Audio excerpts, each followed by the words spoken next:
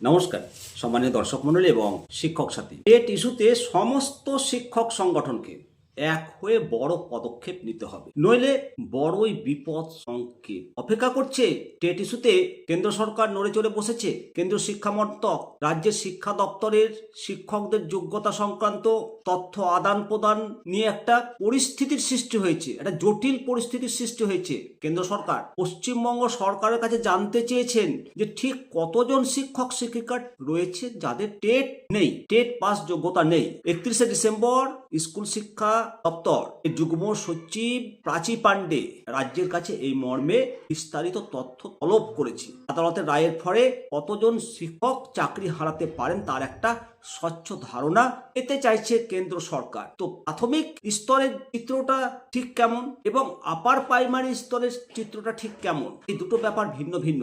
সমস্ত শিক্ষক সংগঠনকে পদক্ষেপ নিয়ে রাজ্য সরকারের সাথে আলোচনা করে এটা সুনিশ্চিত করতে হবে যেন সঠিক তথ্য কেন্দ্র সরকারকে প্রোভাইড করা হয়, নইলে কিন্তু সমূহ বিপদ, বেশ কিছু শিক্ষকের ঘাড়ে বিপদ চাপতে চলেছে, এটা নিশ্চিত। প্রাথমিক শিক্ষকদের ক্ষেত্রে যে তথ্য সেই সংগ্রহের কাজটা অনেকটাই হয়ে গেছিল এর আগে এবং অনেকটাই হয়ে গেছে। ডিপিএসসি এবং বিদ্যালয় পরিদর্শক পিআই এর মাধ্যমে শিক্ষকদের তালিকা তৈরির কাজ শেষ হয়ে গেছে। প্রাথমিকের ক্ষেত্রে বিকাশ ভবন এবং সংশ্লিষ্ট দপ্তরের একেবারে ভিতরের খবর, অন্দরমহলের তথ্য অনুযায়ী বর্তমানে রাজ্যে প্রাথমিক শিক্ষকের সংখ্যাটা 1,40,000। এর মধ্যে 60,000 এমন শিক্ষক রয়েছে যাদের নিয়োগ টেট পরীক্ষার মাধ্যমে হয়নি। এই বিপুল সংখ্যক শিক্ষকের বড়ই অংশ 2001 থেকে 2010 সালের মধ্যে তৎকালীন ইপিএসসির নিয়ম মেনে হয়েছে এবং যেটা জানতে পারছি 2006 থেকে 2010 সালে তৎকালীন ডিপিএসসির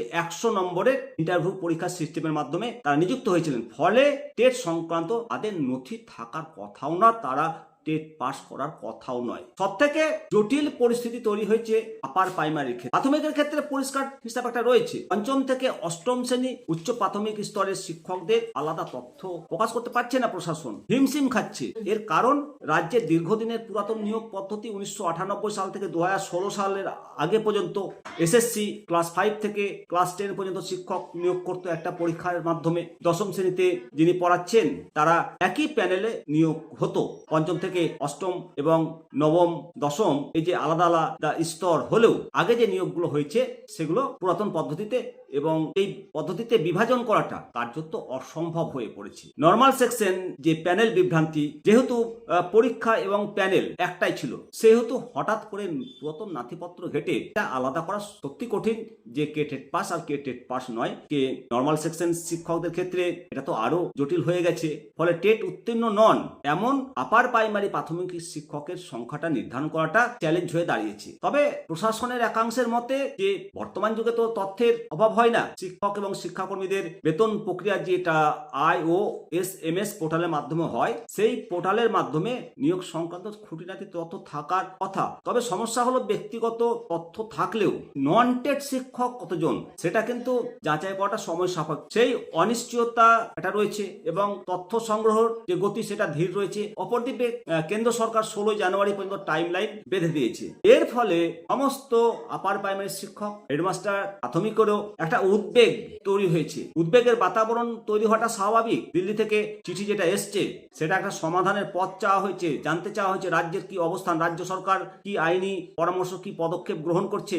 তার উপর হাজার হাজার শিক্ষকের চাকরি নির্ভর করছে। খুব দ্রুত সঠিক নির্ভুল তথ্য প্রাইমারি, আপার প্রাইমারি, সেকেন্ডারি স্তরের যে বিভাজন সংক্রান্ত জটিলতা সেটা কেন্দ্রের সামনে তুলে ধরতে হবে। আর এখানেই শিক্ষক সংগঠনের অগ্রণী ভূমিকা দরকার। সমস্ত শিক্ষক সংগঠনকে শিক্ষা ডিপার্টমেন্টের প্রশাসনের সঙ্গে বৈঠক করা দরকার হবে, তাদেরকে কাছে দাবি পেশ করতে হবে যাতে সঠিক তথ্য আমরাও জানতে পারি। তাহলেই এই সমস্যার আশু সমাধান হবে, নইলে বিপদ আর জানলা দিয়ে কখন ঢুকবে তখন কিন্তু আর রেহাই পাওয়া যাবে না। সুতরাং এটা নিশ্চিত করতে হবে রাজ্য সরকারকে এবং কেন্দ্র সরকারকে যে টেট ইস্যুতে একটা শিক্ষকের ভবিষ্যৎ যাতে নষ্ট না হয়, সমস্ত শিক্ষককে রাজ্য সরকারকে নিশ্চয়তা প্রদান করতে হবে যে তাদের পূর্ণ মেয়াদ পর্যন্ত যে শর্তে চাকরিতে নিযুক্ত হয়েছিল সেই পূর্ণ মেয়াদ পর্যন্ত চাকরির সুরক্ষা রাজ্য সরকারকে যেমন প্রদান করতে হবে, তদ্রূপ যুগ্ম তালিকা হওয়ায় কেন্দ্র সরকারকেও নিশ্চয়তা প্রদান করতে হবে। অবশ্যই আপনাদের মতামত দেবেন, শেয়ার করবেন। সমস্ত শিক্ষক সংগঠনকে বারংবার